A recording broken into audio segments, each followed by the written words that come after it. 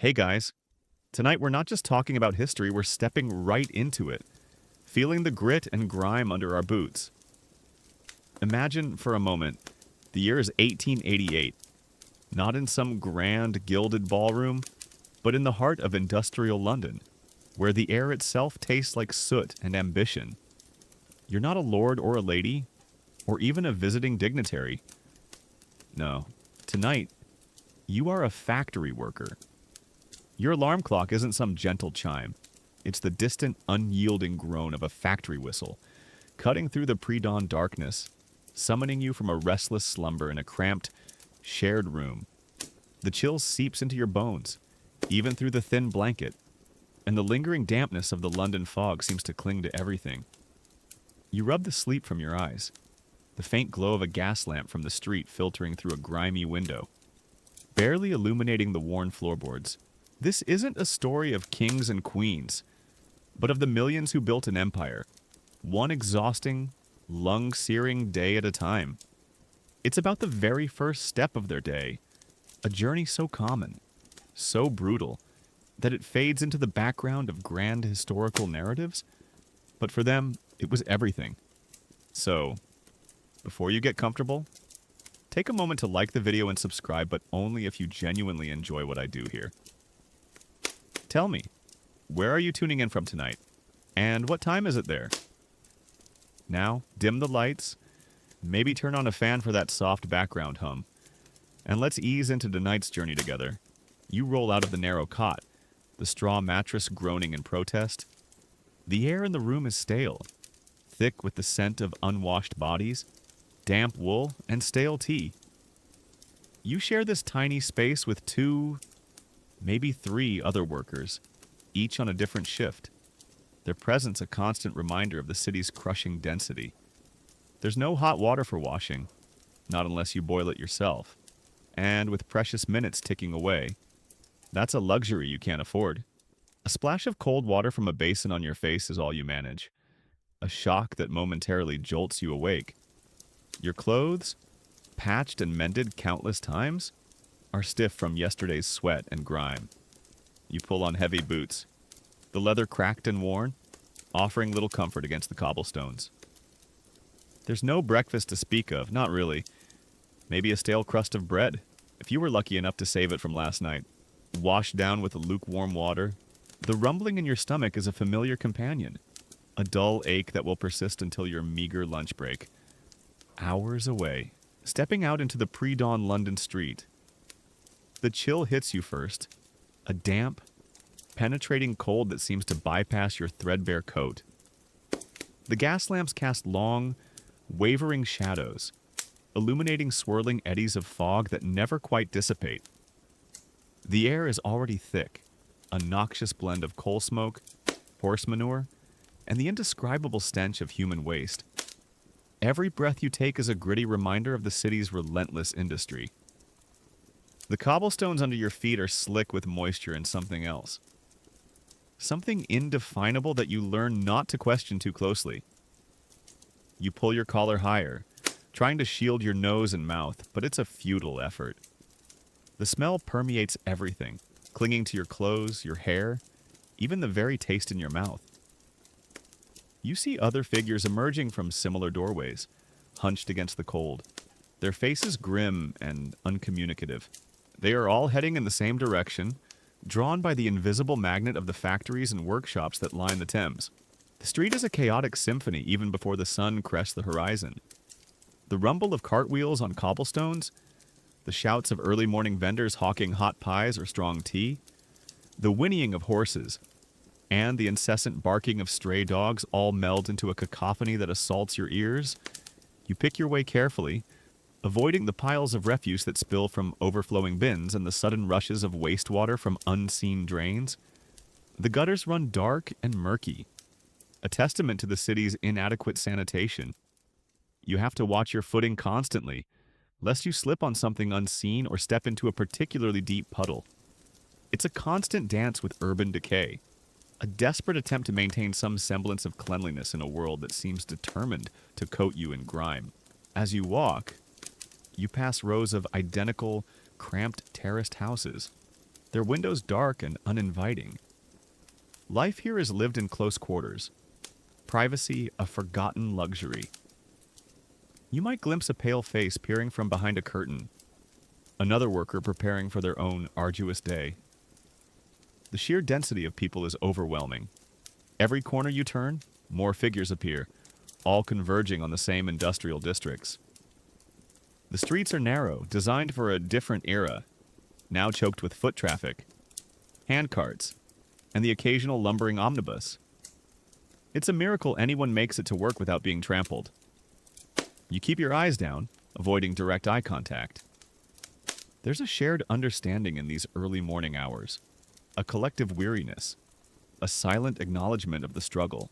This part of London, the East End, is a stark contrast to the grand avenues and elegant squares you might see in the city's wealthier districts. Here, poverty is etched into every brick, every uneven paving stone. The buildings are blackened by years of soot, their original colors long forgotten. Signs for pawnbrokers and gin palaces are more common than bakeries or grocers. Children, often barefoot and shivering, are already out on the streets, some scavenging, others selling matches or newspapers, their faces prematurely aged by hardship. You try not to look too long, not to dwell on the pervasive misery, because to do so would be to acknowledge your own precarious position, your own constant proximity to that same fate. One particularly nasty surprise is the sheer amount of horse manure. Horses are everywhere, pulling omnibuses, delivery carts, hansom cabs, and where there are horses, there is manure, an inescapable and malodorous carpet that covers large stretches of the street. You learn to walk with a peculiar shuffle, your eyes constantly scanning the ground, trying to find the least offensive path. And it's not just the smell. In wet weather, it turns into a thick, slippery paste, making walking an even greater challenge. Historians still debate whether the sheer volume of horse waste contributed more to public health crises than industrial pollution. A truly delightful choice. You try to hold your breath as you pass particularly foul-smelling patches, but the effort is often useless. The stench clings to your clothes, a constant companion throughout your day. Your journey takes you past the towering, red brick walls of factories, their chimneys already belching thick black smoke into the gray sky. The rhythmic clang of machinery, even from a distance, vibrates through the ground, a constant low hum that is the heartbeat of industrial London. This is where you are headed, to the heart of this metal beast. You're not sure which is worse, the suffocating air outside or the deafening roar and stifling heat inside the factory. There's a certain grim irony in leaving one oppressive environment only to enter another, even more demanding one. As you approach the main thoroughfares, the crowd thickens further. You find yourself jostling for space, elbow to elbow with hundreds of other workers, all pushing forward with a singular purpose. The pace quickens, a silent urgency propelling everyone towards their grim destinations. There's no time for pleasantries, no space for dawdling. If you're late, even by a minute, your pay might be docked, or worse, you might lose your job entirely. The threat hangs heavy in the air, a constant pressure on your already strained nerves. You consider the various modes of transport, if you can even call them that. For most, walking is the only option. An omnibus, a lumbering, horse-drawn bus, might get you there faster, but the fare is a significant chunk of your daily wage, often too much to justify. Besides, they're usually packed to the gills, swaying precariously, and just as susceptible to the traffic jams of carts and people as the walking routes. You recall one particularly comical, though not at the time, incident where an omnibus wheel got stuck in a deep rut, causing a massive pileup and an even longer walk for everyone trying to get past. It's a funny thought now, how a simple pothole could throw off the entire commute of hundreds of people. For the truly desperate, there are the hansom cabs, but those are for the gentry, not for the likes of you. You might as well wish for wings. The air quality continues to deteriorate as you get closer to the industrial heartland. The smell of coal smoke is overpowering now, mingled with the acrid tang of chemicals from various manufacturing processes. Your throat feels dry, scratchy, and a persistent cough rattles in your chest. This is the London fog they talk about, but it's not just mist. It's a noxious cocktail of industrial emissions and natural atmospheric conditions, trapping pollutants close to the ground. You can barely see across the street at times, the world reduced to a hazy, grimy tableau. Visibility is so poor that you have to rely on the familiar sounds and shapes of buildings to navigate. It's a wonder anyone can breathe in this city for long. A little-known fact is that some Londoners tried to filter the air they breathed by holding scented handkerchiefs to their faces, though it probably did little more than add a floral note to the taste of ash. The Thames, that great brown artery of London, eventually comes into view, though you can smell it long before you see it. It's not the picturesque river of tourist brochures. No, this is a working river, a dumping ground for industrial waste and raw sewage. Barges piled high with coal and raw materials churn slowly upstream, their engines belching even more smoke into the already fouled air. The river itself looks thick, sluggish, almost oily. The smell is stomach-churning, a potent blend of decay and chemicals. You try to avoid looking directly at it, knowing the horrors that lie beneath its surface. To fall into the Thames here would be a death sentence, not just from drowning, but from the sheer toxicity of the water. Your path often requires crossing one of the many bridges spanning the Thames. The bridges are bustling, a constant flow of traffic carts, pedestrians, even the occasional street performer trying to eke out a living. The wind whipping across the river carries an even stronger stench, and you brace yourself for the momentary assault on your senses. You clutch your meager belongings tighter, aware of the pickpockets who prey on the distracted and the weary. There's a subtle tension in the crowd, an undercurrent of desperation and resilience that binds everyone together, whether they acknowledge it or not. As the first slivers of weak sunlight begin to pierce the fog, painting the sky a sickly yellow-orange. You quicken your pace. The factory whistle, a different, closer one now, lets out another mournful blast. This is the second warning. You're close, but not quite there. The pressure builds, a cold knot in your stomach. You push through the final crowds, past the stalls of street vendors setting up for the day, past the weary faces of night shift workers heading home. The promise of a brief rest is the only thing keeping them going. Just as the promise of a day's pay is the only thing driving you forward, the entrance to the factory looms ahead, a gaping maw in the sooty brick wall. It's a nondescript opening, but for you, it's the gateway to another 12 to 14 hours of backbreaking labor. The air inside will be hot, humid, and filled with the clatter and roar of machinery.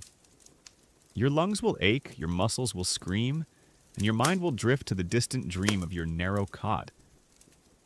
But for now, you just need to get through that door. You can see the foreman standing by the entrance, his stern face already scanning the stream of workers, ready to note down any latecomers. There's a palpable sense of anxiety in the air as you all funnel through the narrow gate. The final few steps are a blur. You're practically running now, your boots slapping against the damp cobblestones. Your breath comes in ragged gasps, your heart pounding. You push through the final throng, barely registering the jostling and the muttered curses. The sheer exhaustion of the commute is almost as draining as the work itself, and you haven't even started your shift yet. You finally reach the entrance, slipping through just as the foreman's gaze sweeps past. You've made it, by the skin of your teeth. Another day begins. The smell of hot metal and grease washes over you, a familiar, unwelcome scent that signifies the start of your grueling workday. You're just one small cog in this massive industrial machine. But without you, without the thousands like you, this behemoth wouldn't move. You turn to face the cavernous interior, ready for whatever the day throws at you, already dreaming of the walk home. The deafening roar of the factory floor swallows you whole as you step inside. It's a living, breathing beast of iron and steam, a symphony of industry that never truly quiets. The air here is even hotter, thick with the smell of lubricating oil, hot metal, and the pervasive tang of sweat. Giant leather belts crisscross overhead, slapping and whirring, driving massive machines that loom like prehistoric monsters. Your first task of the day, as it is every day, is to find your station amidst this organized chaos. You navigate a narrow path between spinning gears and churning vats, the vibrations of the machinery thrumming through the floorboards and up your legs. The light is dim, flickering from gas lamps that struggle to penetrate the perpetual gloom created by dust and steam. You're just another shadow moving through the industrial maw, another body contributing to the tireless rhythm of production. Your station awaits you a loom, perhaps, or a stamping machine, or a workbench piled high with raw materials. The machine is cold to the touch, but you know it will soon be radiating heat, an additional torment in the already stifling atmosphere. You fall into a familiar rhythm, your hands moving with practiced efficiency, performing the same repetitive motions over and over again. Your mind, however, is a whirlwind. It's hard to focus on anything beyond the immediate task. The need to avoid a misplaced finger or a snagged piece of cloth that could mean injury, or worse, dismissal. The factory floor is a dangerous place, a constant reminder of the fragility of your existence. There are no safety guards, no emergency stops easily within reach. Every movement is a calculated risk, a gamble against the unforgiving gears and sharp edges. The noise is relentless. The clatter of looms, the hiss of steam, the clang of metal on metal. It all merges into a wall of sound that vibrates through your very bones. You find yourself shouting to be heard by the worker next to you, only for your words to be swallowed by the din. Prolonged exposure has dulled your hearing, a common affliction among factory workers. Sometimes, in the quiet of your brief sleep, the phantom sounds of the factory continue to echo in your ears. It's a constant companion, this industrial cacophony, and you've learned to block it out, to retreat into the silent sanctuary of your own thoughts. If only for a moment, hours bleed into one another, marked only by the growing ache in your back and the increasing fatigue in your limbs. The foreman, a stern, unsmiling man with a perpetually furrowed brow, paces the aisles, his eyes sharp, missing nothing. A slight slowing of your hands, a moment of distraction, and his voice, gruff and impatient, cuts through the noise. There's no room for error, no allowance for human weakness. Every minute is a minute of production. Every movement must contribute to the bottom line. You are a cog, a replaceable part in this vast, intricate machine. The pressure is immense, a constant weight on your shoulders, pushing you to work faster, harder, always faster. Mid-morning brings a brief, precious respite. A short break. Perhaps 15 minutes. Just enough time to gulp down some stale water and stretch your aching muscles. You join other workers huddled together, some sharing meager rations, others simply staring blankly into space, too tired to speak.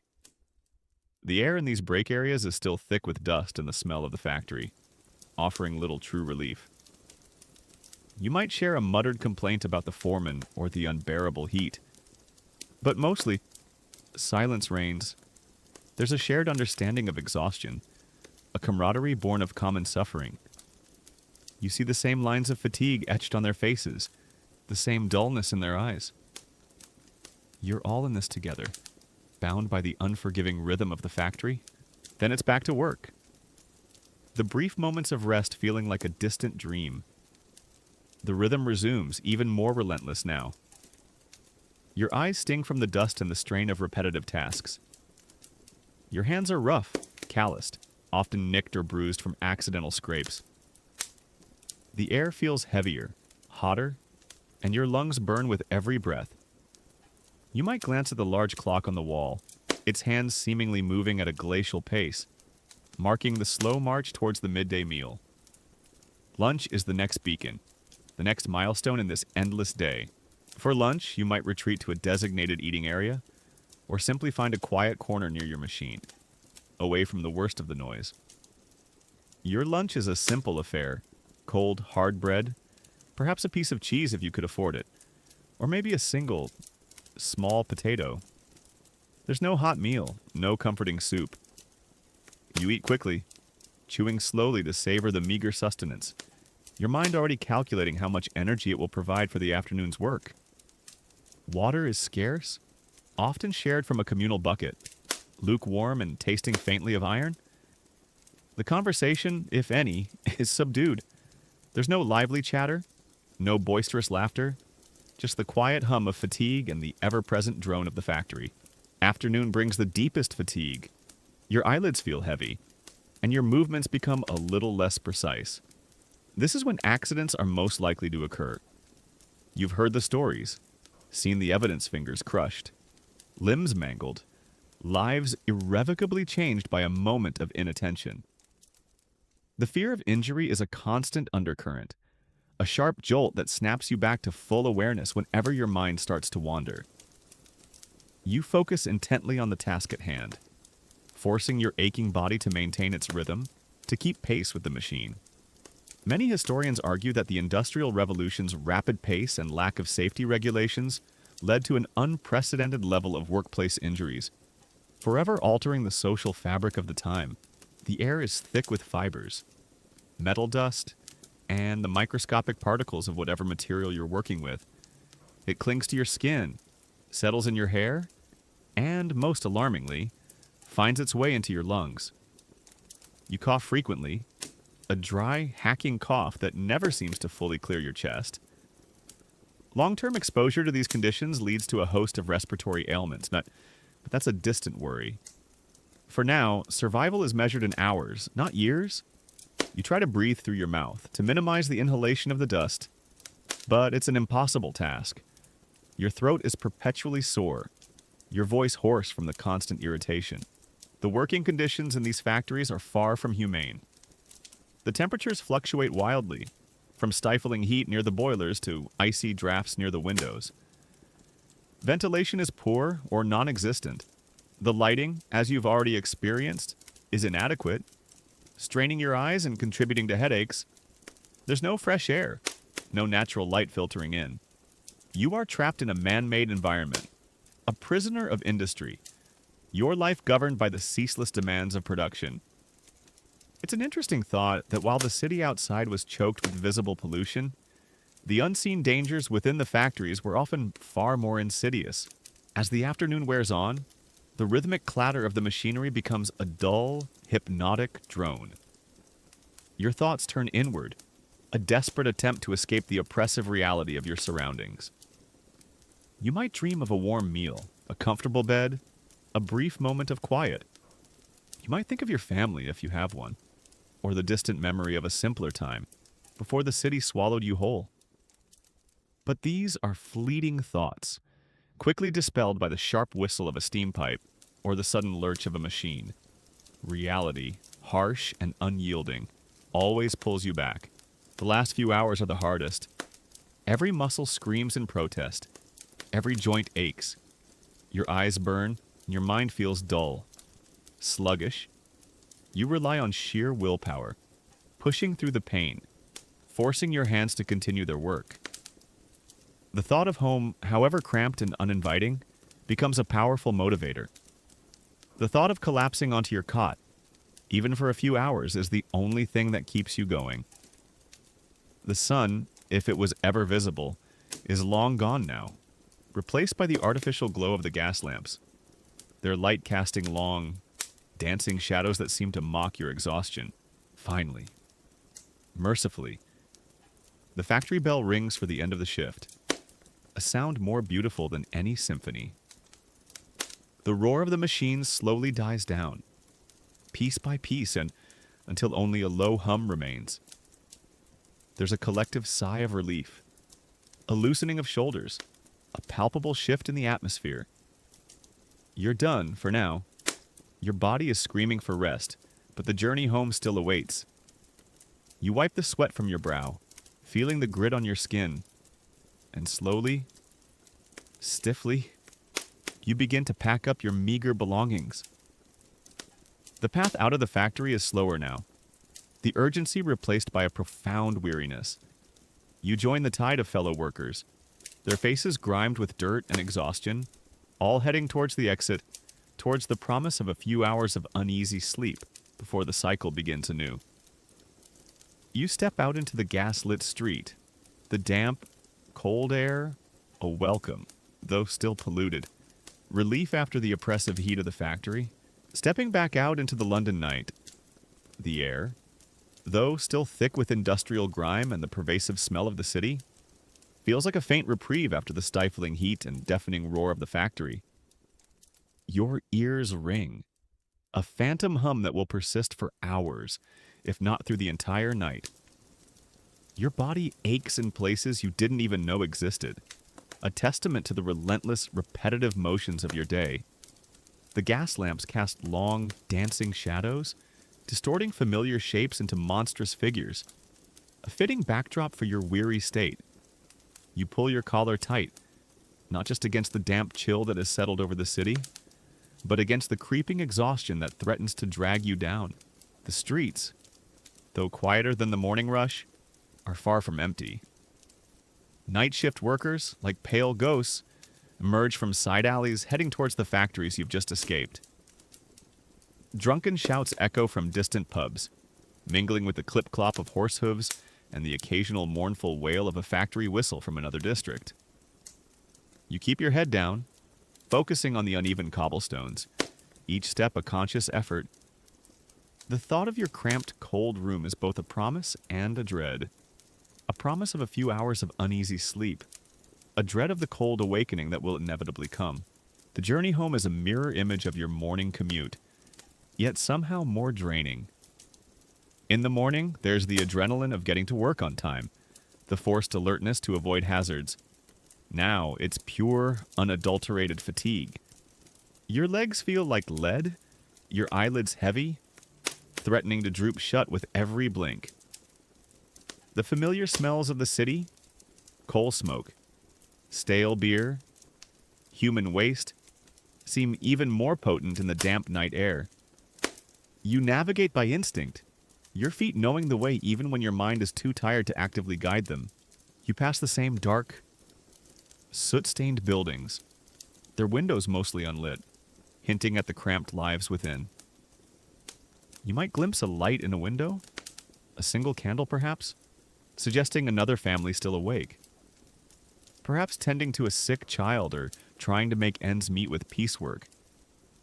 The thought is sobering, a reminder that while your day might be over, the struggle for many continues long into the night. Poverty is a constant presence in these parts of London, a shadow that never quite lifts, even under the glow of the gas lamps. The dim light makes the already treacherous streets even more perilous. Piles of rubbish cast deeper shadows, hiding unseen dangers. The open gutters, brimming with stagnant water and effluent, are even harder to avoid in the gloom. You hear the scuttling of rats in the darkness, a constant, unsettling sound that underscores the city's unsanitary underbelly. You hug the walls, trying to stay out of the deepest shadows, where opportunists might lurk, ready to relieve a weary worker of their meager earnings. It's a chilling thought that, even after a grueling day of labor, your greatest challenge might still be simply getting home safely. Public transport, still an expensive luxury, is even less appealing at this hour. The omnibuses that still run are often emptier, but the drivers and conductors are just as surly, the rides just as bone-jarring, and the cost remains prohibitive. Every penny saved is a penny towards food, or rent, or a meager comfort. So you walk, as you always do, pushing through the pain, fueled only by the desperate need for rest. You might occasionally see a hansom cab clip-clopping past, its solitary lamp cutting a path through the darkness, carrying some well-to-do individual to their warm bed. The contrast is stark, a sharp reminder of the vast chasm between your world and theirs. The air quality, though marginally better than inside the factory, is still atrocious. The lingering effects of the day's industrial output hang heavy, trapping the dampness and creating a perpetual mist that filters the already weak moonlight. Your lungs burn, a persistent ache that has become a constant companion. You cough, a dry, rasping sound that echoes in the quiet streets.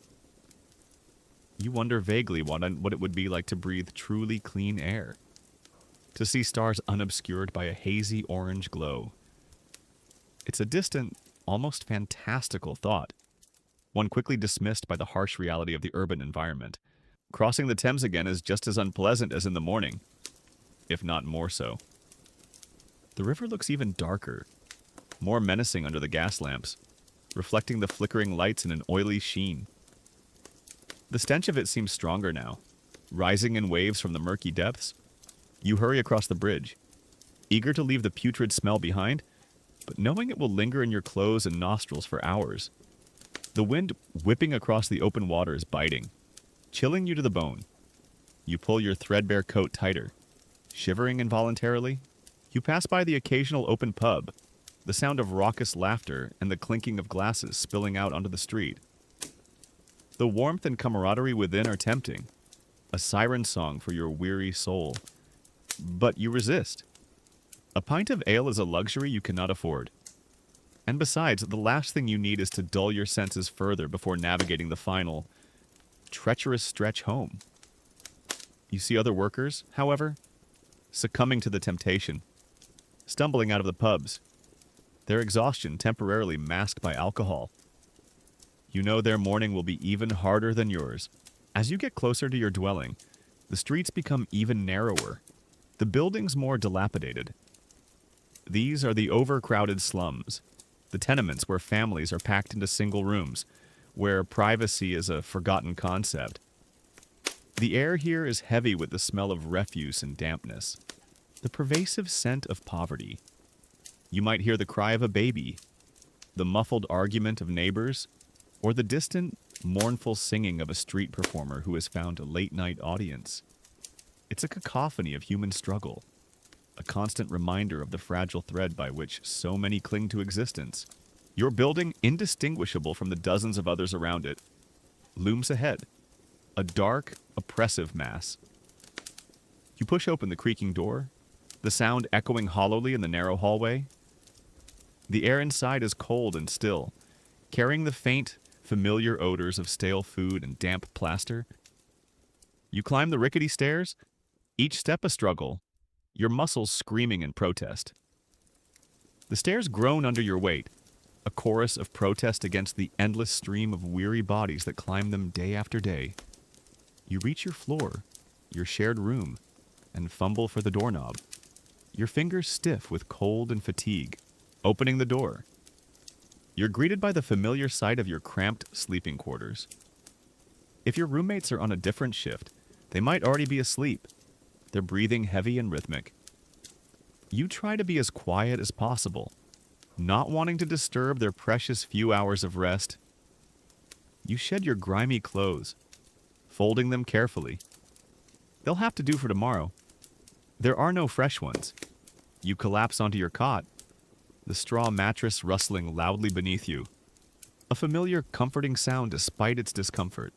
There's no hot bath, no warm meal waiting for you. You might nibble on another piece of stale bread, if you manage to save it, or simply drink a few sips of cold water. Your mind, though exhausted, is still racing, replaying the day's events, calculating the hours until you have to wake again. The aches in your body are a dull throb, a constant reminder of your labor. You try to find a comfortable position, but every part of you protests. Sleep, when it finally comes, is a fitful, shallow thing.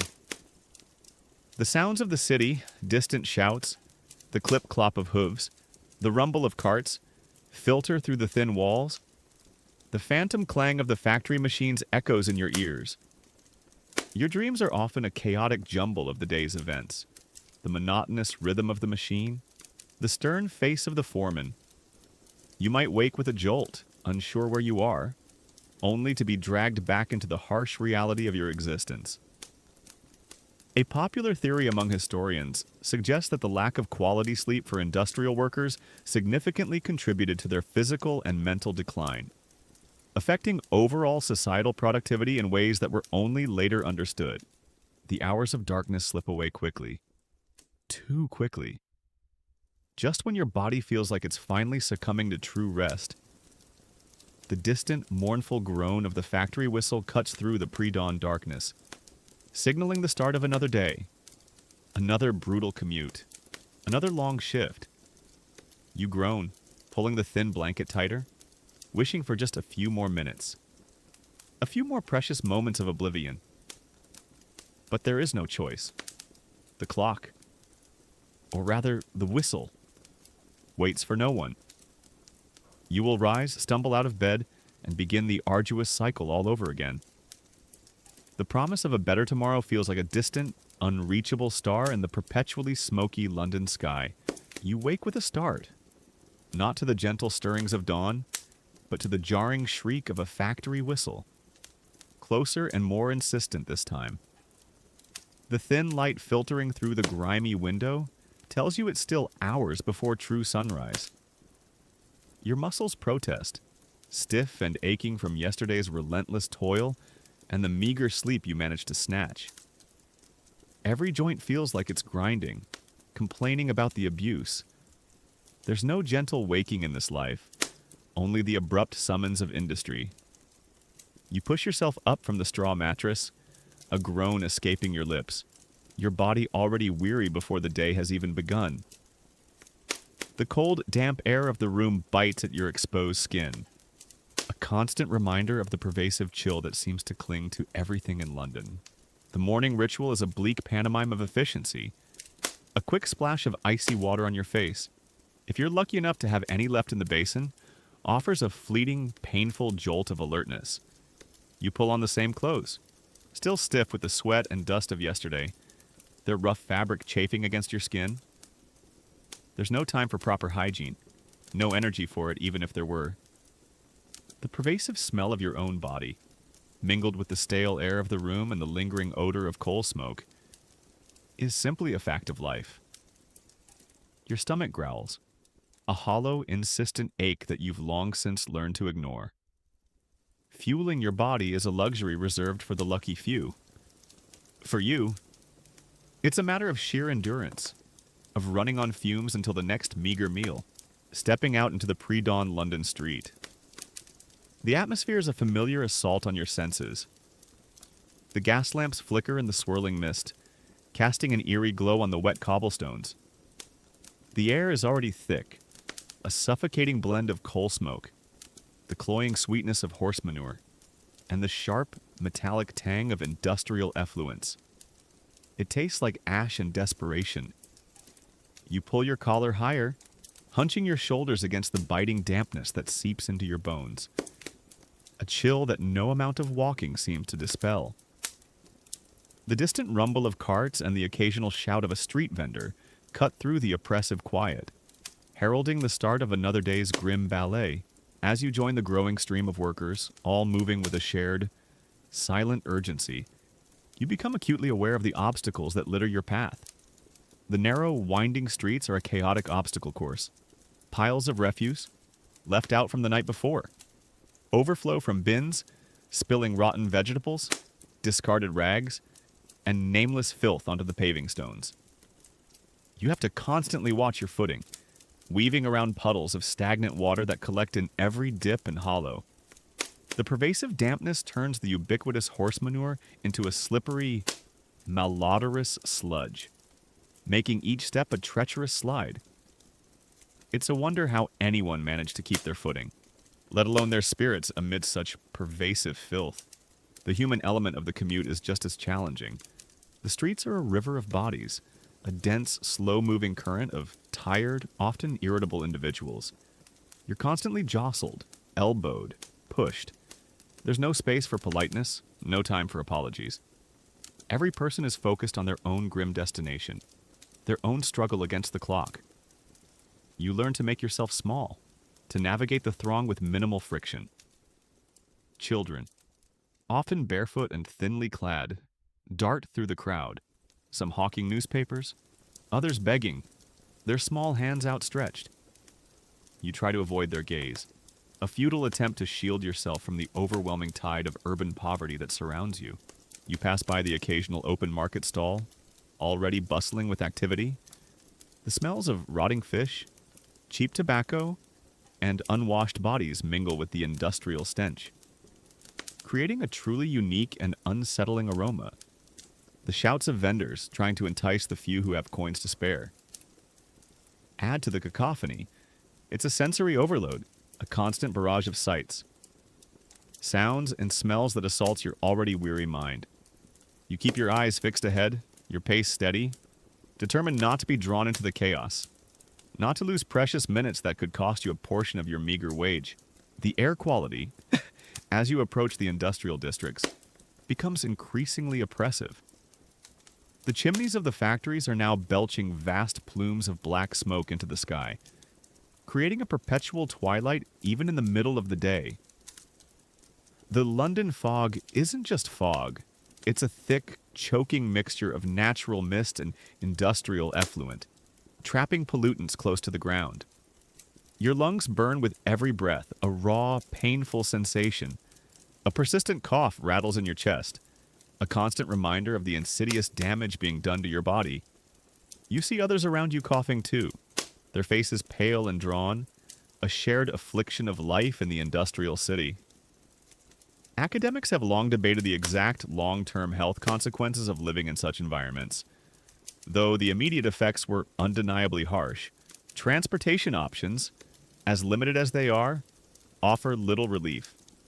The horse-drawn omnibus, a large, lumbering vehicle, trundles past, already packed with bodies, swaying precariously on its worn springs. You eye it with a mix of longing and resignation. The fare, though seemingly small, represents a significant portion of your daily wage, often a luxury you simply cannot afford.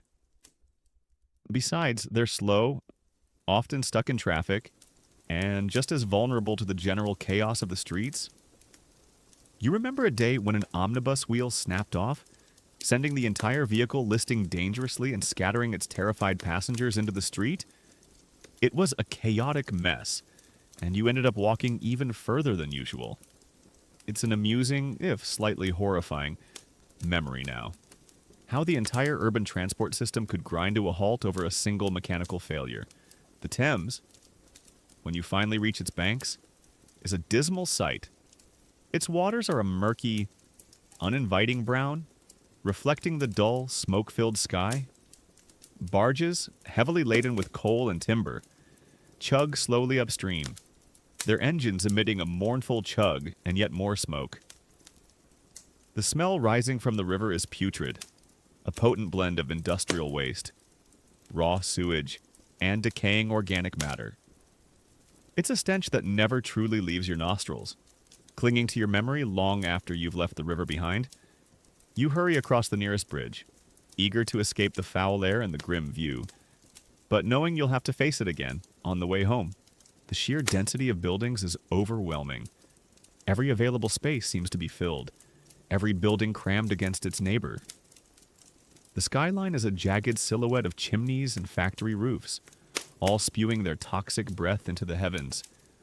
There are no green spaces, no parks, no respite from the urban sprawl, just brick and grime, stretching endlessly in every direction. You feel a sense of claustrophobia, a suffocating awareness of being trapped in this concrete jungle, with no escape in sight. Even the sky above seems to be perpetually overcast, a victim of the same pollution that coats the city as you draw closer to the factory gates. The urgency in the crowd intensifies. The distant wail of the factory whistle, now clearer and more insistent, signals the approaching start of the shift. A surge of anxiety tightens in your chest. To be late is to risk docked pay, or worse, to be replaced. The industrial machine demands punctuality, an unwavering adherence to its rigid schedule. You push harder, your weary legs finding a new burst of energy, propelled by the fear of unemployment. The foreman will be waiting, his unyielding gaze scanning the workers as they funnel through the narrow entrance. You pass street hawkers, their voices hoarse, selling weak tea or stale pies to the rushing crowd. Their faces are as tired as yours, their eyes as dull. They are another part of the urban fabric, another manifestation of the city's endless struggle for survival. You avoid their outstretched hands, not out of cruelty, but out of necessity. Every penny counts, and there are no pennies to spare for such trifles. Your focus is singular getting to work. The final stretch is a desperate sprint, your breath coming in ragged gasps. Your chest burns and your lungs ache. The constant jostling from other workers, equally desperate, threatens to knock you off balance. You can see the factory gates now, a dark maw in the looming brick wall. The foreman's figure is silhouetted against the dim light within, an unmoving sentinel. You push through the last few individuals, your heart hammering against your ribs. You're almost there, almost through this first brutal ordeal of the day. With a final surge of effort, you manage to slip through the gate just as the last workers are funneling in. You've made it. The relief, though fleeting, is immense. You've successfully navigated the treacherous maze of the city, braved the polluted air, and fought through the crowds. Now, the internal battle begins. The fight against fatigue and the relentless demands of the factory floor. You step into the cavernous interior, the overwhelming roar of the machinery a familiar, unwelcome greeting. The air, thick with heat and the smell of hot metal, wraps around you like a suffocating blanket. Another day, another shift, begins. And as you walk to your station, you already find yourself counting down the hours until you can make that same terrible commute back home. The midday meal is a fleeting illusion of respite, a brief pause in the relentless rhythm of the factory. You find yourself huddled with a few other workers in a dimly lit corner, away from the direct spray of the machines, but still enveloped by the pervasive hum and heat.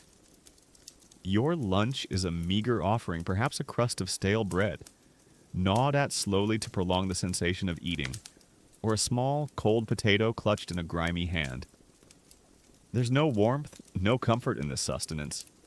Just enough calories to keep your body from outright collapse. The water, served from a communal bucket, is lukewarm and tastes faintly of the iron pipes it traveled through. But it's all you have to quench the perpetual thirst that plagues your throat. Conversation, if it happens at all, is minimal. Voices are hushed, hoarse from shouting over the machinery. There's a shared, unspoken understanding of the fatigue, the aches, the sheer burden of existence.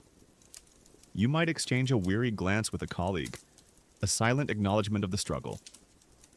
Some workers simply sit in silence, staring blankly ahead, their minds too exhausted to form coherent thoughts, their bodies slumped against the cold brick wall. The air, even during this brief break, is thick with the dust and fibers of your trade. The ever-present reminder of the invisible damage being done to your lungs. The moment the foreman's whistle cuts through the air, signaling the end of the break. There's a collective, almost imperceptible sigh of resignation. The brief illusion of freedom dissipates, replaced by the grim reality of the afternoon shift. You rise slowly, your muscles protesting, and shuffle back to your station. The machines, now fully warmed, seem to hum with a renewed, almost predatory energy. The heat radiating from them is stifling, wrapping around you like a suffocating blanket. Your hands, stiff and raw, resume their repetitive motions, a testament to muscle memory more than conscious effort. The afternoon hours are the hardest. The initial burst of adrenaline from the morning's commute and the first hours of work has long since faded. Now it's a grueling battle against sheer exhaustion. Your eyelids feel heavy, constantly threatening to droop. Your vision blurs at the edges, the repetitive movements of the machinery a hypnotic blur. This is when mistakes are most likely to happen, when a slip of the hand, a moment of inattention, can lead to a crushed finger, a mangled limb, or worse. The fear of injury is a cold knot in your stomach, a constant low-level dread that keeps you hyper-alert despite your overwhelming fatigue.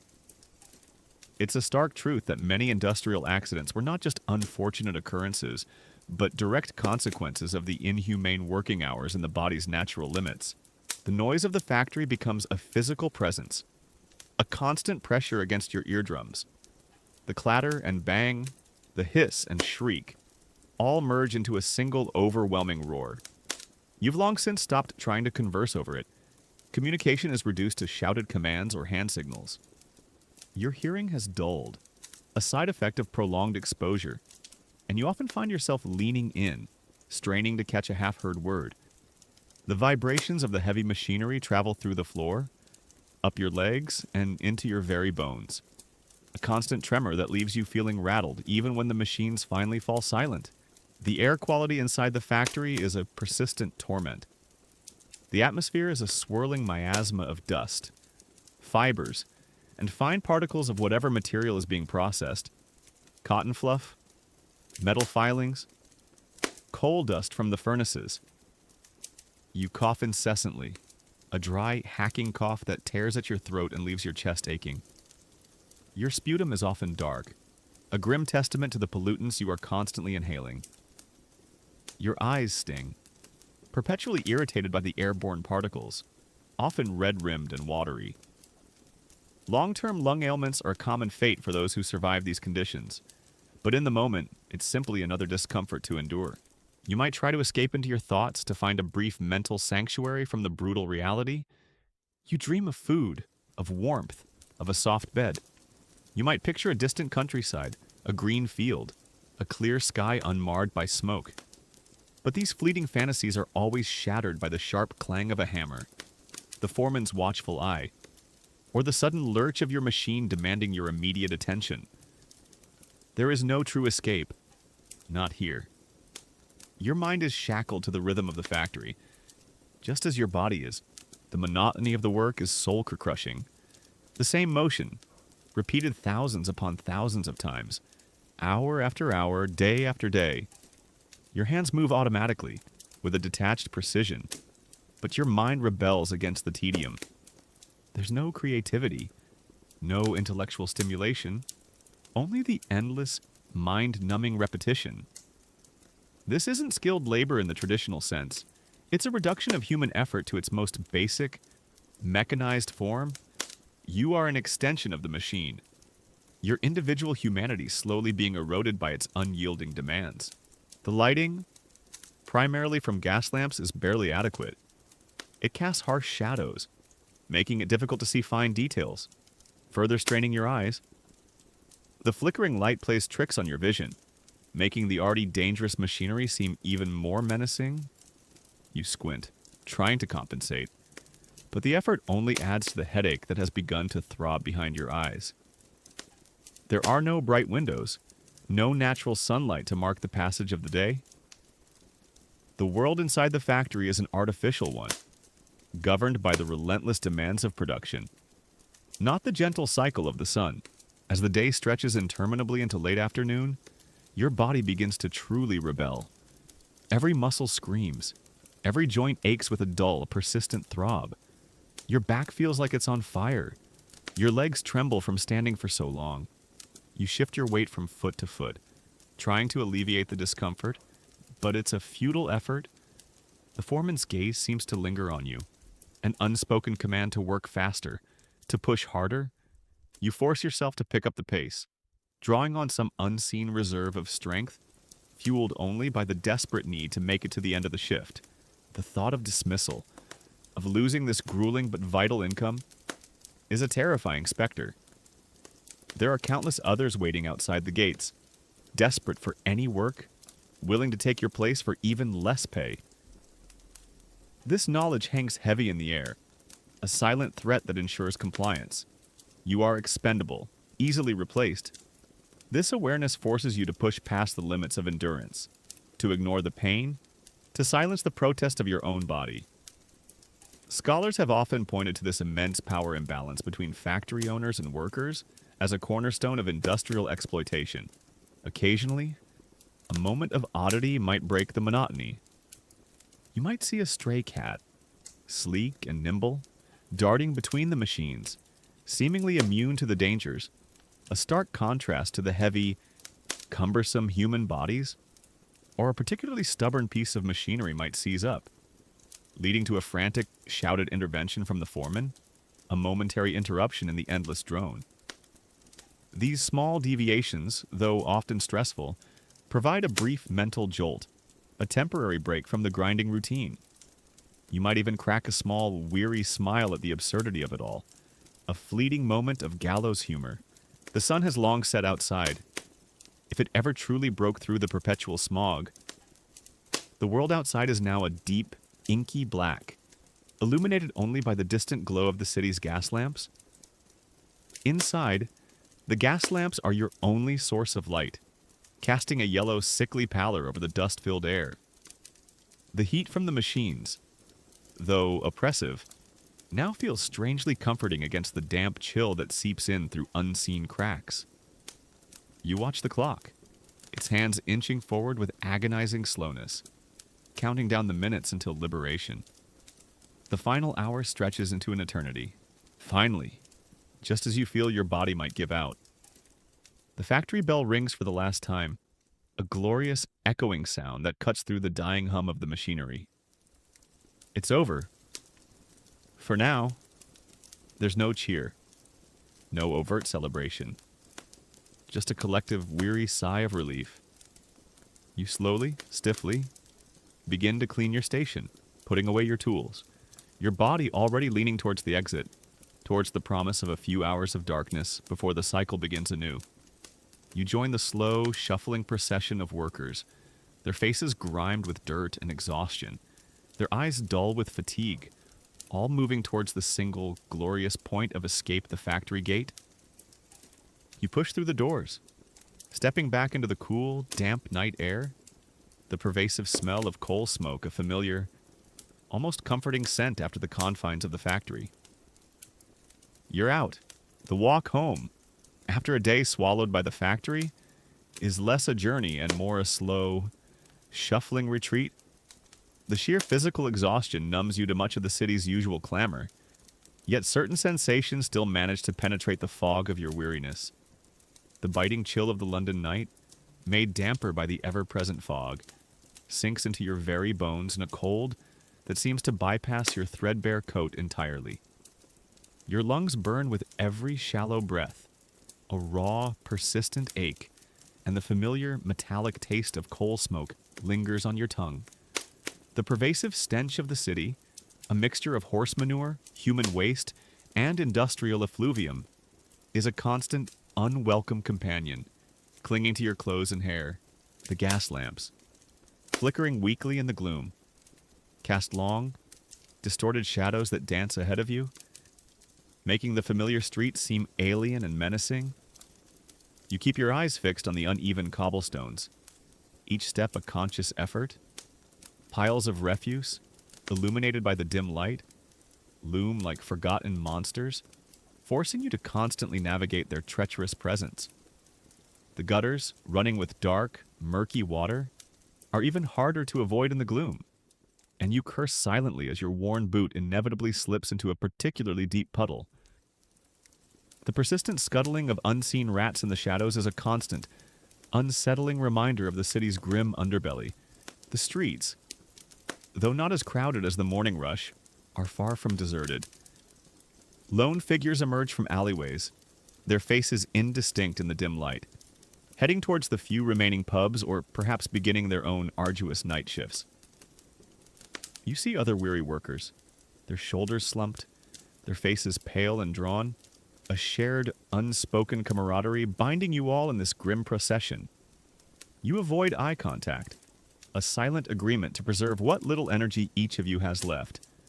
The few handsome cabs that clip-clop past, their single lamps cutting a swath through the darkness, serve only to highlight the vast chasm between your existence and the privileged few they carry. The thought of food is a dull, distant ache in your stomach. You might have saved a sliver of bread from your meager lunch, but even that prospect offers little excitement.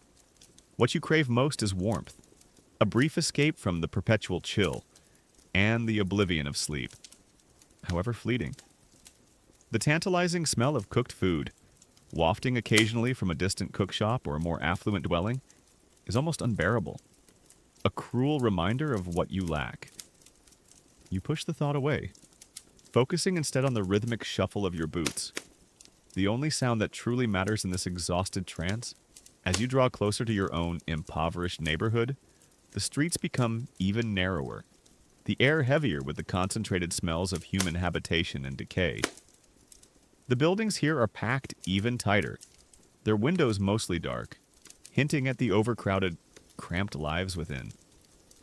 You might hear the muffled cry of a baby, or the low murmur of an argument from behind a thin wall, sounds that speak of the endless struggles that plague your neighbors. This is the reality of your world, a life lived in constant proximity to hardship and desperation. The omnipresent fog, a quintessential London feature, feels particularly oppressive tonight. It's not just water vapor, it's a thick, choking mixture of industrial smoke, coal dust, and moisture, clinging to everything, obscuring vision, and making every breath a burning effort. You try to pull your scarf higher over your mouth and nose, but it offers little protection. Your lungs burn, a persistent ache that has become a constant companion, and a dry, hacking cough racks your body periodically, leaving you breathless. It's a truly fascinating, if horrifying, historical detail that pea-soupers, as these fogs were called, often brought daily life to a standstill and caused significant increases in respiratory illnesses and deaths. You wonder, vaguely, what it would be like to see a clear night sky, unmarred by this perpetual industrial gloom. The thought of home, however uninviting, becomes a powerful magnet. Your cramped shared room is not a sanctuary, but it is a place where you can finally collapse, where the relentless demands of the factory cease, if only for a few short hours. You picture your cot, its straw mattress worn and lumpy, but still offering the promise of a brief, dark oblivion. This meager hope is often the only thing that keeps you putting one foot in front of the other. You pass the occasional gin palace, its brightly lit windows spilling harsh light onto the street. The sounds of raucous laughter and drunken singing filter out, a stark contrast to your own weary silence. The temptation to dull your senses, to find a brief alcoholic escape from the relentless grind, is strong, but you resist. Every penny must be saved. And besides, you know the temporary solace would only lead to a harder, more painful awakening in a few short hours. You've seen what drink does to others, how it traps them in a cycle of deeper poverty and despair. You simply can't afford that luxury. The journey feels endless. Each step is a monumental effort, your legs heavy and unresponsive. Your mind drifts, flickering between the day's monotonous tasks and a hazy, dreamlike longing for something better, something softer. You catch yourself almost stumbling, jolting back to awareness. The ever-present fear of an unseen obstacle or a lurking opportunist snapping you back to the present. The vigilance required just to get home safely is an additional, invisible burden on your already exhausted mind. The stench from the River Thames, even from a distance, seems to follow you. A grim reminder of the city's industrial heart. Its foul odor, a mix of sewage and chemical waste, is something you've learned to live with, but never truly accustomed yourself to. You try to breathe through your mouth, to minimize the assault on your nostrils, but the smell is pervasive, clinging to the very air you breathe. It's a smell that defines London for you, an indelible mark of its industrial might and its human cost. Finally, your building looms into view, indistinguishable from the other grimy, soot-stained tenements that crowd the narrow street. Its darkened windows stare blankly back at you, unwelcoming, yet familiar. You push open the heavy, creaking door, the sound echoing hollowly in the narrow, unlit hallway. The air inside is cold and stagnant, carrying the faint combined odors of damp plaster, stale cooking, and unwashed humanity. You begin the arduous climb up the rickety stairs, each step a groan of protest from the worn wood, a mirror to the groans in your own aching muscles. You reach your floor, your shared room. The door, when you finally push it open, reveals the familiar cramped space. If your roommates are already asleep, their heavy breathing fills the small room, a testament to their own exhaustion. You move with practiced quietness, stripping off your grimy, stiff clothes, folding them carefully for tomorrow. There is no other set, no fresh linens. You collapse onto your cot, the straw mattress rustling loudly beneath you. Its familiar scratchiness of paradoxical comfort. Sleep, when it finally claims you, is often shallow and restless. The phantom clatter of factory machinery continues to echo in your ears, a relentless rhythm even in your dreams. The cold seeps in, even through your thin blanket, and the sounds of the city filter through the thin walls. Distant shouts, the clip-clop of a late-night cart, the mournful cry of a dog. You might wake in a cold sweat, disoriented, unsure where you are, only to realize you are precisely where you always are, trapped in the cycle. A less discussed aspect of industrial life was the profound psychological toll these commutes and working conditions took, leading to widespread fatigue, anxiety, and a diminished sense of well-being among the working class. The hours of darkness dwindle rapidly, far too fast for your aching body and weary mind. Just as you begin to sink into a deeper slumber, the distant, piercing shriek of the factory whistle cuts through the pre-dawn quiet, dragging you back to consciousness. It's the first call, the inescapable summons. Another day has begun. You groan, pulling your blanket tighter, wishing for just a few more moments of oblivion. A desperate plea against the relentless march of time. But there is no choice. The sun, or rather, the factory, waits for no one. You will rise to stumble out of bed and begin the terrible commute all over again. The morning is a blur of ingrained habit, a mechanical response to the piercing factory whistle. You stumble out of bed, your body a collection of aches, and begin the familiar, grim preparations. The cold water on your face offers no true awakening, only a momentary shock. Your worn clothes feel like a second skin, stiff with the accumulated grime of days. The stale bread you chew is tasteless, a mere obligation. Every movement is deliberate, a struggle against the profound weariness that clings to you like the London fog itself. Stepping onto the cobbled street, the damp, chilled air bites at your exposed skin, but you hardly register it anymore.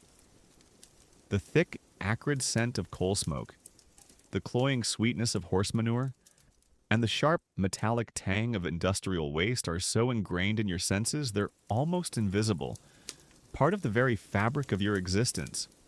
You join the endless stream of silent, hunched figures, all flowing in the same direction, drawn by the irresistible pull of the factories.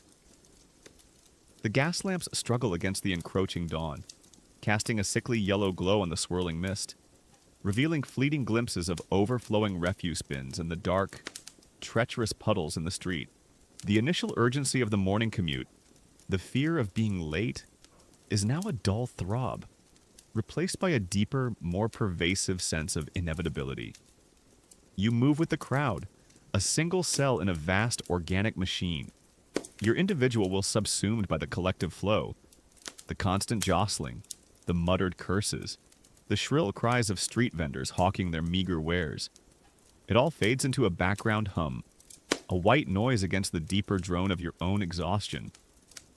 You pass the same grim rows of terraced houses, their windows still dark, imagining the equally tired souls stirring within. As you draw closer to the industrial heartland, the air grows heavier, thicker. The chimneys, now fully engaged, belch monstrous plumes of black smoke into the pre-dawn sky, creating an artificial twilight that seems to swallow the nascent light of the sun. Your lungs burn with every breath, a raw, persistent ache that never truly dissipates. The persistent cough that racks your body is a common affliction, a grim badge of honor among the working class. You've long since stopped noticing the perpetual haze that hangs over the city. It's simply how the world looks. It's a sobering thought that the very air breathed by London's industrial workers contained levels of pollutants that would be considered utterly lethal by modern standards. The horse-drawn omnibus, when it rumbles past, is a lumbering behemoth, packed to bursting, its passengers swaying with every lurch. You eye it with a mix of detached curiosity and a faint, distant envy. The thought of paying for such a luxury is absurd. Every penny is accounted for, every farthing earmarked for rent or basic sustenance. Besides, even if you could afford it, the ride would be short, cramped, and likely just as susceptible to the unpredictable traffic jams of carts and pedestrians. You vividly recall seeing an omnibus get its wheel stuck in a particularly deep pothole, causing a monumental blockage and a wave of frustration. It's almost comical in hindsight how such a small imperfection in the road could derail the entire morning for so many. The Thames, when its murky expanse finally appears, is a tableau of industrial might and environmental devastation. Barges, heavily laden with raw materials, churn slowly upstream, their steam engines emitting mournful blasts and adding to the perpetual shroud of smoke. The river itself looks thick, oily, a testament to the raw sewage and industrial effluent that pours into it unchecked. The stench rising from its surface is a truly offensive blend of decay and chemicals, a smell that clings to your clothes and memory. You quicken your pace across the nearest bridge, eager to escape its malodorous embrace. Though you know it's a futile effort, the river's pervasive influence is inescapable in this city. The constant threat of injury is an invisible companion on your commute. The unlit alleys you sometimes cut through to save a few precious minutes hide unseen hazards, broken glass, discarded machinery parts, sudden drops. Even on the main streets, the uneven cobblestones and overflowing gutters are traps for the unwary. You walk with a guarded intensity, your eyes constantly scanning the ground, your body tensed for any sudden shift or obstruction. There's also the human element. Pickpockets and opportunists lurk in the shadows, preying on the weary and the distracted. You clutch your meager belongings tighter, your gaze fixed straight ahead, a silent warning against any approach. As the factory gates draw nearer, the rhythmic clang and hiss of the machines within become more distinct, a growing roar that permeates the very ground. The air grows warmer, thick with the smell of hot metal and lubricating oil. A grim preview of the oppressive conditions awaiting you. The urgency in the crowd surges, a desperate push to reach the entrance before the final whistle blows. The foreman, a stoic, unyielding figure, stands sentinel by the gate, his eyes sharp, his presence a constant reminder of the strict discipline governing your life. Every lost minute is lost pay, every tardiness a step closer to the ranks of the unemployed. You pass a small, makeshift market, already bustling with activity even at this ungodly hour. A woman shivers over a small brazier, selling lukewarm tea from a chipped mug. A man with a missing eye hawks stale newspapers, his voice hoarse from shouting. Their faces, etched with the same lines of fatigue as your own, speak volumes about the pervasive struggle for survival in this city. You avert your gaze, not out of indifference, but because to linger, to acknowledge their plight too deeply, would be to acknowledge your own precariousness, your own constant proximity to that very same desperation. The final few hundred yards are a desperate sprint.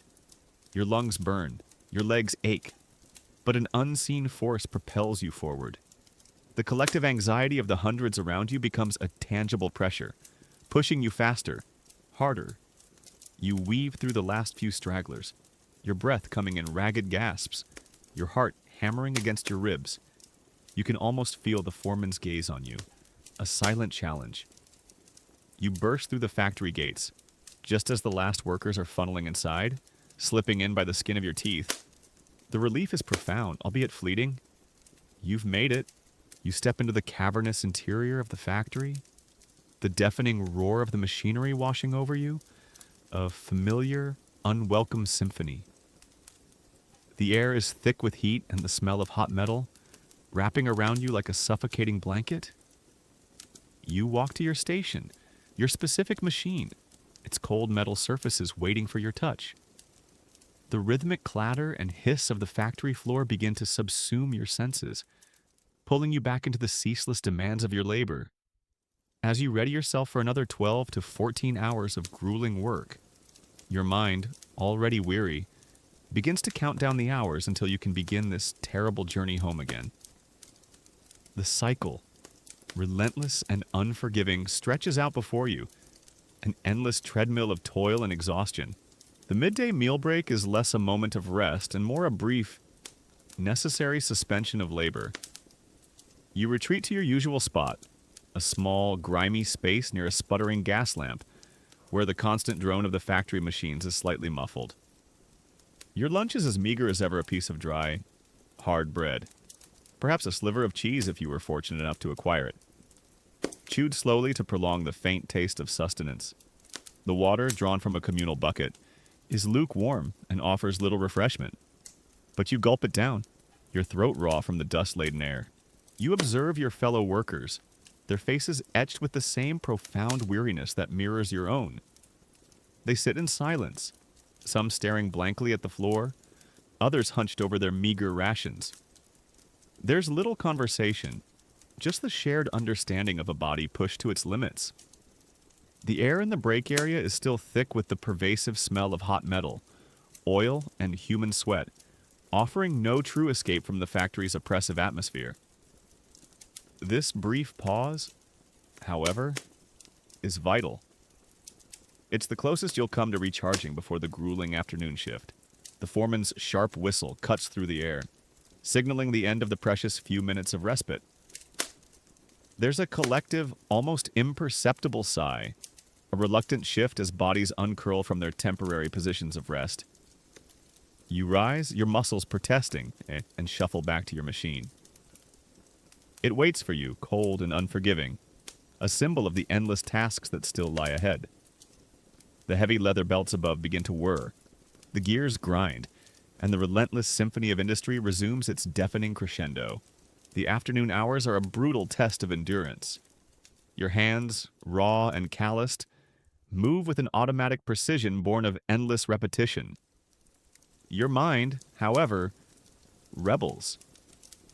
It drifts, seeking refuge in hazy memories or fantastical dreams of escape, only to be jerked back to the harsh reality by the close call of a spinning wheel or the foreman's watchful eye.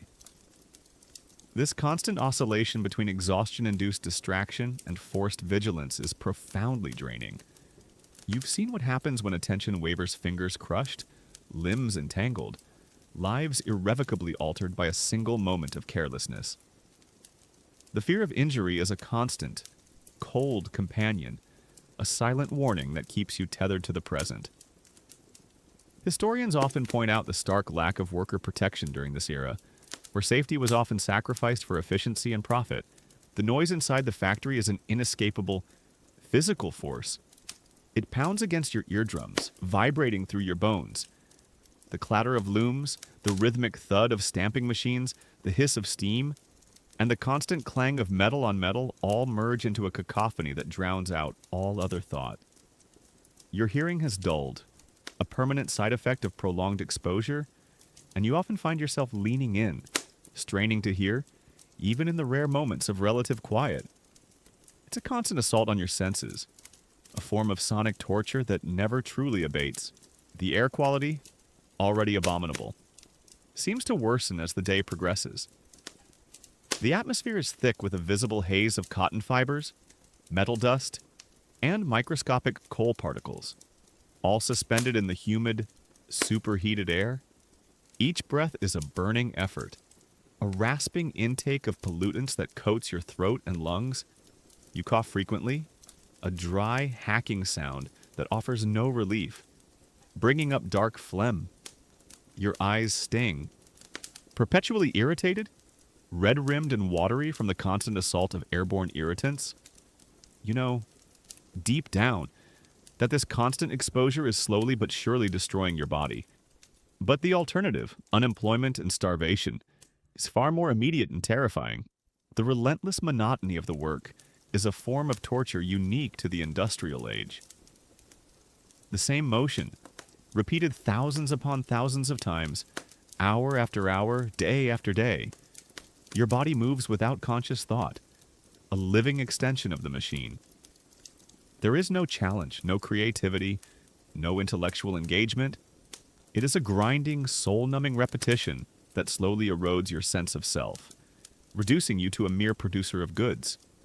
You are a cog, easily replaced, valued only for your ability to perform this singular, repetitive task. The light, flickering from the few gas lamps, is dim and casts long, dancing shadows that seem to distort the already menacing machinery. It strains your eyes, adding to the headache that pounds relentlessly behind your temples. There are no windows in this part of the factory, no glimpse of the outside world, no natural light to mark the slow passage of time. You are trapped in an artificial environment, its rhythms dictated solely by the demands of production, divorced from the natural world beyond its walls. As the late afternoon bleeds into evening, your body protests with every fiber of its being. Your muscles ache, your joints scream, your back feels like it's on fire. You shift your weight, try to stretch subtly, anything to alleviate the profound discomfort. But relief is fleeting.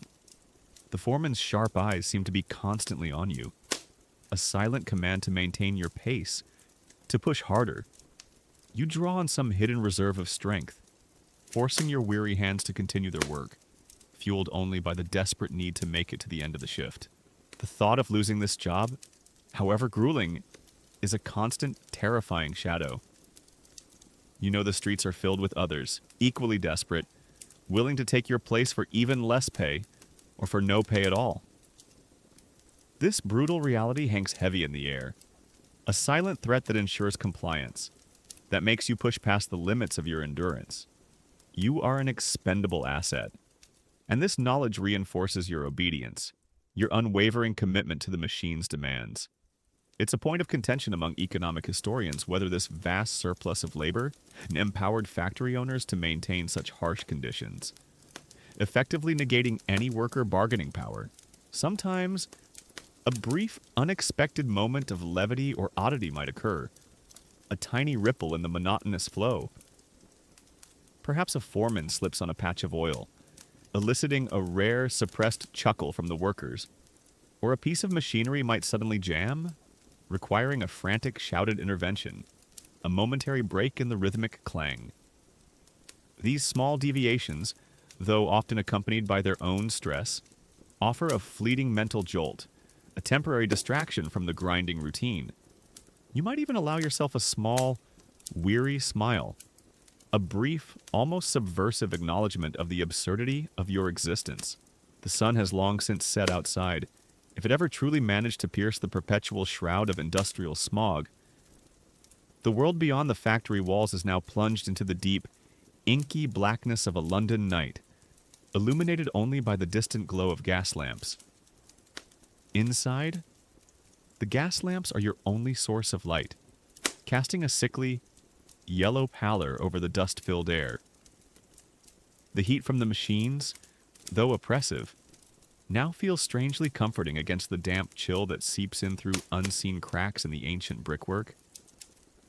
You fix your gaze on the large clock on the wall, its hands moving with agonizing slowness, counting down the precious minutes until liberation. The final hour stretches into an eternity. Finally, just as your body feels on the verge of complete collapse, the factory bell rings for the last time, a glorious, echoing sound that cuts through the dying hum of the machinery. It's over. For now. There's no cheer, no overt celebration, just a collective, weary sigh of profound relief. You slowly, stiffly, begin to clean your station, putting away your tools, your body already leaning towards the exit, towards the promise of a few hours of darkness before the cycle begins anew. You join the slow, shuffling procession of workers, their faces grimed with dirt and exhaustion, their eyes dull with fatigue, all moving towards the single, glorious point of escape, the factory gate. You push through the doors, stepping back into the cool, damp night air, the pervasive smell of coal smoke, a familiar, almost comforting scent after the confines of the factory. You're out. You've survived another day. Now, for the other half of the battle, the journey home. The journey home? after the brutal final whistle of the factory, is a descent into a deeper layer of exhaustion. The sharp, metallic tang of the factory air slowly gives way to the familiar, cloying blend of coal smoke, damp earth, and unseen organic decay that is the true scent of London at night. Your body moves on autopilot, each step a testament to sheer, brute willpower rather than conscious thought.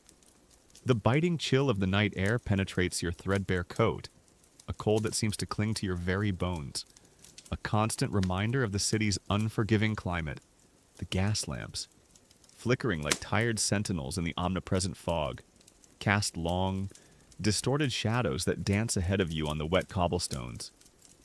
The uneven ground is a constant hazard, with unseen puddles and discarded refuse lying in wait. You navigate by instinct, your feet knowing the way even when your mind feels too numb to guide them. The ever-present scuttling of rats in the gutters is a grim soundtrack to your weary pilgrimage, underscoring the city's struggle against its own overwhelming filth. The streets, while less frantic than the morning rush, are far from empty. Lone figures, spectral in the dim light, emerge from hidden alleys, their hushed footsteps echoing in the narrow passages. Some are night shift workers heading into the industrial maw you've just escaped, their faces grim with the knowledge of the long hours ahead. Others are late-night revelers stumbling from distant pubs, their drunken shouts piercing the quiet. You keep your head down, avoiding eye contact, a silent agreement to preserve the fragile peace of this exhausted procession. The occasional clip-clop of a hansom cab, its solitary lamp a beacon of privilege, glides past, a stark reminder of the vast, unbridgeable divide between your world and that of the wealthy. The hunger in your stomach is a dull, constant ache, a familiar companion that you've learned to ignore. The thought of food, even the meager rations you might possess, offers little excitement. What your body truly craves is warmth, a release from the pervasive cold, and the sweet oblivion of sleep. You might pass a street vendor, still huddled over a glowing brazier, hawking lukewarm pies or weak tea to the few souls with pennies to spare. The tempting scent of cooked food is a cruel torment, quickly pushed aside by the iron will that propels you forward. As you draw deeper into your overcrowded neighborhood, the streets narrow further, becoming labyrinthine passages between towering, soot-blackened tenements. The air grows heavier, thick with the concentrated smells of humanity, unwashed bodies, stale cooking, damp plaster, and the ever-present cloying stench of refuse. You hear the muffled cries of children, the low murmur of arguments, the distant strains of a melancholy song from a neighboring dwelling. It's a symphony of urban struggle, each sound a testament to the myriad lives crammed into these cramped, inadequate spaces. The London fog, that infamous shroud, feels particularly oppressive tonight. It's not merely mist, it's a dense, suffocating mixture of water vapor, coal smoke, and industrial particulate matter, clinging to every surface, reducing visibility to mere feet. Your lungs burn with every shallow breath, a raw, persistent ache that you've come to accept as part of your daily existence. A dry, hacking cough racks your body periodically, leaving you breathless and momentarily disoriented. Historians generally agree that these industrial fogs were a major cause of respiratory diseases and significantly shortened the lifespan of London's working class. You fantasize briefly about a place where the air is clear, where you can see the stars unmarred by this perpetual, choking haze, but the image quickly fades, replaced by the grim reality of your surroundings. The concept of home is a fragile one. Your cramped, shared room is not a sanctuary, but it is a place where the relentless demands of the factory cease, if only for a few short hours. You visualize your cot, its straw mattress worn and lumpy, yet promising the only true escape available to you, the temporary cessation of consciousness. This meager hope is the sole force that keeps your weary legs moving, pushing you through the final, excruciating miles. You pass the occasional brightly lit gin palace, its harsh yellow glow spilling onto the street, illuminating the shadowed faces of its patrons. The sounds of raucous laughter and drunken shouts spill out, a stark contrast to the profound silence that encompasses your exhausted journey. The temptation to find a brief, alcoholic oblivion is a seductive whisper in your ear. But you resist. Every penny is sacred, earmarked for survival. And besides, you know the temporary solace of drink only leads to a harsher, more painful awakening, and a deeper plunge into poverty. You've witnessed the devastating toll of alcohol on countless lives around you. It's a luxury you simply cannot afford. The journey feels interminable, each step a colossal effort. Your mind drifts, a flickering candle in a vast, dark room, caught between the day's monotonous tasks and hazy, half-formed dreams of something softer, something gentler. You stumble, catching yourself just in time, jolted back to awareness by the ever-present threat of an unseen obstacle or the spectral presence of an unseen individual. The constant vigilance required just to navigate the labyrinthine streets is an additional, invisible burden on your already shattered nerves.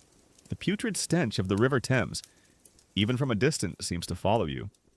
An omnipresent reminder of the city's industrial heart. Its foul odor, a vile concoction of sewage and chemical waste, is something you've learned to tolerate, but never truly become accustomed to. You try to breathe through your mouth, to minimize the assault on your nostrils, but the smell is pervasive, clinging to the very air you breathe, an indelible mark of London's might and its human cost. Finally, your building looms into view, an indistinguishable block of soot-stained brick among countless others. Its darkened windows stare back at you, unwelcoming yet familiar.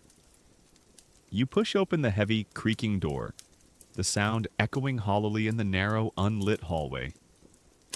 The air inside is cold and stagnant, carrying the faint, combined odors of damp plaster, stale cooking, and unwashed humanity. You begin the arduous climb up the rickety stairs, each step a groan of protest from the worn wood, a mirror to the groans emanating from your own aching muscles. You reach your floor, your shared room. The door, when you finally push it open, reveals the familiar cramped space. If your roommates are already asleep, their heavy breathing fills the small room, a testament to their own profound exhaustion. You move with practiced quietness, stripping off your grimy, stiff clothes, folding them carefully for tomorrow. There is no other set, no fresh linens. You collapse onto your cot, the straw mattress rustling loudly beneath you, its familiar scratchiness of paradoxical comfort. Sleep, when it finally claims you, is often shallow and restless. The phantom clatter of factory machinery continues to echo in your ears, a relentless rhythm even in your dreams. The cold seeps in, even through your thin blanket, and the sounds of the city filter through the thin walls. Distant shouts, the clip-clop of a late-night cart, the mournful cry of a dog. You might wake in a cold sweat, disoriented, unsure where you are, only to realize you are precisely where you always are, trapped in the unforgiving cycle. A less explored aspect of this era is the profound psychological and emotional impact of these relentless cycles, leading to widespread conditions like chronic fatigue and a pervasive sense of helplessness. The hours of darkness dwindle rapidly, far too fast for your aching body and weary mind. Just as you begin to sink into a deeper slumber, the distant, piercing shriek of the factory whistle cuts through the pre-dawn quiet, dragging you back to consciousness. It's the first call, the inescapable summons. Another day has begun. You groan, pulling your blanket tighter, wishing for just a few more moments of oblivion. A desperate plea against the relentless march of time. But there is no choice.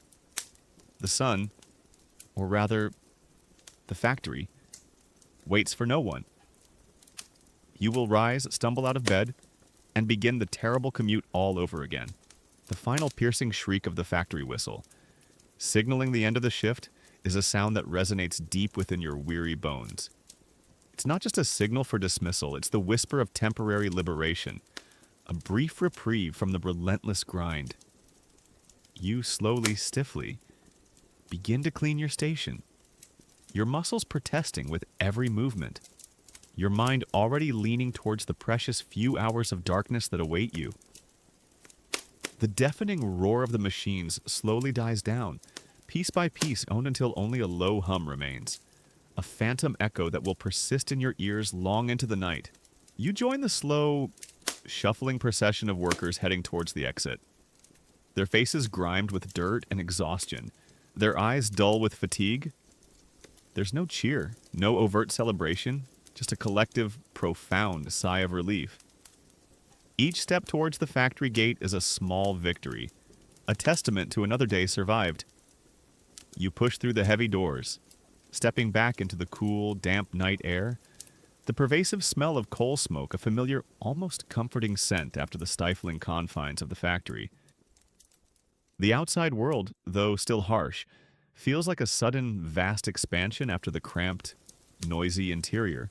The journey home is a ritual of quiet endurance, a final, arduous segment of your day. The gas lamps, struggling against the pervasive London fog, cast long, wavering shadows on the wet cobblestones, making the familiar streets seem otherworldly and even more treacherous. Your body aches in places you didn't know existed, a constant throb that resonates with every step. The pervasive dampness of the night air seeps into your very bones, a chill that no amount of walking seems to dispel. You navigate the unlit alleys and main thoroughfares, your senses dulled by exhaustion, yet still acutely aware of the obstacles that litter your path. Piles of refuse loom in the gloom, forcing you to constantly watch your footing, while the open gutters, brimming with murky water, present an ever-present threat of a misstep. The distant sounds of the city, a lone, hansom cab clattering by, the muffled shouts from a distant pub, the incessant scuttling of unseen rats blend into a melancholic symphony of urban life. You keep your head down, focused only on the path ahead, the desperate need for rest overriding all other concerns. As you approach your own cramped dwelling, the sense of urgency grows mixed with a deep, almost painful longing for the oblivion of sleep. The narrow, winding streets of your neighborhood are even darker, the buildings packed even tighter, their windows mostly unlit. The air here is heavy, thick with the concentrated smells of humanity and decay, a grim testament to the overcrowded lives crammed into these small spaces. You push open the familiar creaking door, the sound echoing hollowly in the narrow, unlit hallway, and begin the slow, arduous climb up the rickety stairs. Each step is a protest from the worn wood, a mirror to the groans in your own aching muscles.